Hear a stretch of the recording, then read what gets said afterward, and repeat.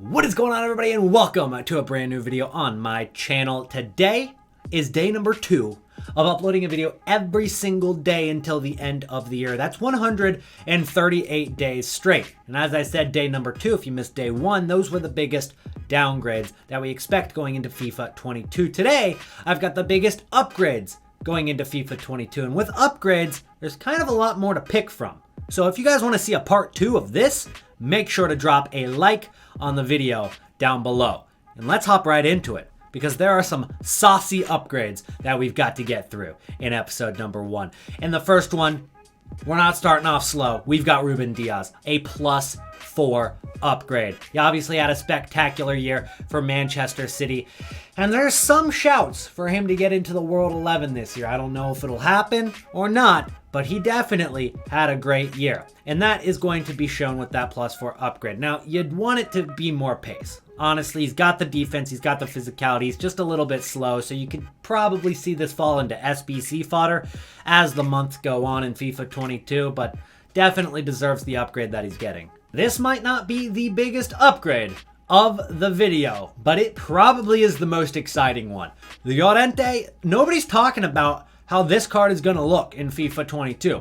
But realistically, it's going to be unreal. He's going to move from center mid to center forward, but with position changes, you could put him at striker, you could put him at CDM, you could throw him at right back if you needed to. This guy can play anywhere. He's 2 stats off of being in the Hulk Club on an 84 base card, which is something that I've never even seen before. That is a ridiculous card. And to think about the transformation that he's had in the last 2 to 3 years in FIFA, if you look back at what he was just a couple years ago, he was a CDM that had like 50 pace.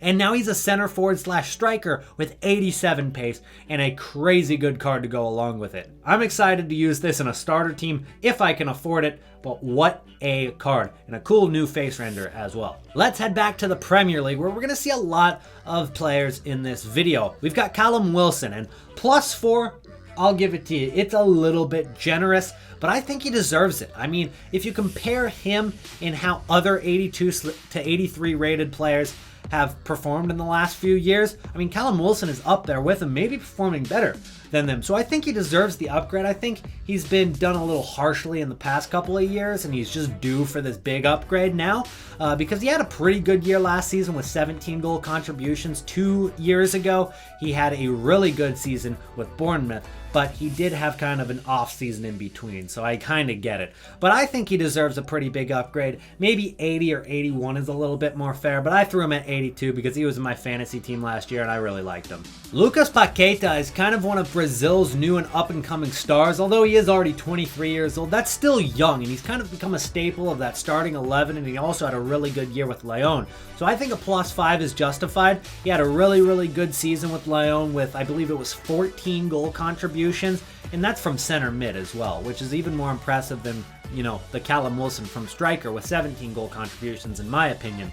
And then he also played a lot in the Copa America with Brazil, who made it to the finals and then ended up losing to Argentina. But I think a +5 is justified. He's very young. He's got a lot of potential to keep going up in rating. But unfortunately, the base card stats just don't look that good to match it. Bukayo Saka is somebody that you've probably seen a little bit more of than Lucas Paqueta, so I don't need to do as much justification. But the first thing that comes to mind with how good this player is the fact that England have so many good wingers to choose from. And Southgate went with Saka. I mean, think about it. You've got Sterling, who's kind of their first choice, but then you've also got Sancho, Grealish, Rashford. Yet Southgate went with Saka pretty much the entire Euros tournament. And that says a lot about this youngster right here. He's got some talent. Obviously one of Arsenal's best young players, probably one of Arsenal's best players at this point.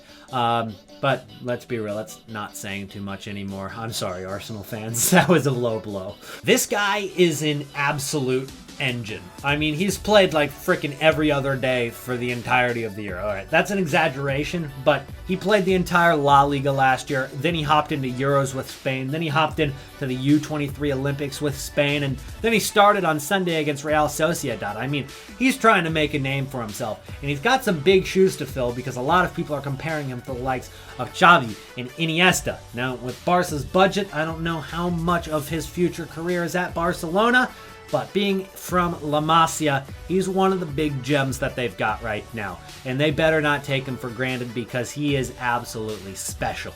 He's a great player. He's going to be the biggest upgrade that we've got in this episode with a +7. Now, his card's not going to be spectacular yet, but with how young he is, the sky is the limit.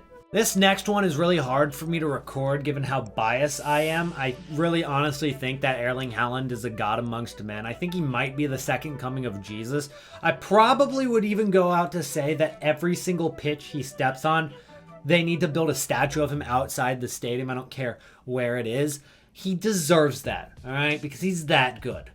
But we'll settle with an 88 rating, I guess. I think that's the most realistic rating that EA are going to give him, although I think he deserves probably a 99, maybe the first ever 100 rated card. Let me know down in the comments what you think Erling Haaland should be rated. Ever since Chelsea signed this guy, they've started to win quite a few trophies, and I don't think that's much of a coincidence. He is a great goalkeeper, all right, and I've got a lot of respect for him. I think he deserves a +3 upgrade. I'm not expecting anything too crazy, but given how much he's already done in the 6 or 7 months that he's been at Chelsea, that's insane. Emil Højbjerg is picking himself up a cheeky little +3 upgrade from 80 to 83 here at Tottenham, but unfortunately, the stats just don't look that good, all right? It's not going to be a usable card. Even with the +3 stats in the different areas, it's still not a very good card with 61 pace. Maybe if they gave him like 75 pace, that'd be a pretty good card, but with 61, there's not much you can do because in FIFA's meta, let's be real, has pace ever not been meta? It's always going to be meta.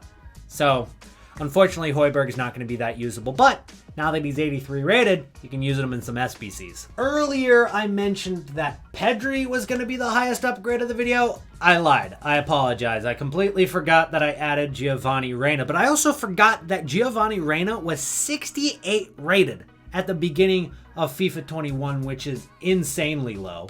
But he is only going to get an upgrade to 78, which, yes, it is +10, which sounds insane, but realistically, this card still looks very average. You're not going to be using it in too many squads, and it's not going to be that usable for SBCs either.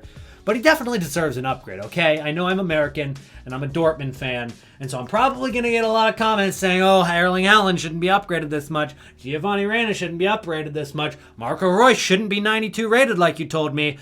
I get it, all right? But I'm not perfect, okay, guys? And next up, of course, we've got Marco Reus. Next up, we've got Rodrigo de Paul. Guys, the Marco Reus was a joke. You can delete the comment, all right? Stop yelling at me. Rodrigo de Paul is going to get a +4 upgrade to 81 rated. He was only 77 in FIFA 21, but after he won Copa America, he's kind of been Udinese's main man in the midfield. I think he deserves an upgrade up to 81 rated, and although the stats aren't too great, on the individual card, he's got okay pace, he's got good dribbling, he's got good passing, his shooting's alright. After an inform or two, maybe you could throw him in a Serie A squad. Realistically, probably not going to be used in too many teams, but definitely a cool upgrade nonetheless. And that's going to be it from me today, guys. Thank you so much for watching. If you enjoyed, make sure to slap a like on the video, and if you made it to the end of the video, comment peaches down below. That'll be our secret word, so I know who made it to the end of the video. That's going to be it. I'll see you guys tomorrow on day 3 of uploading a video every single day for 138 days straight. See you then. Peace out.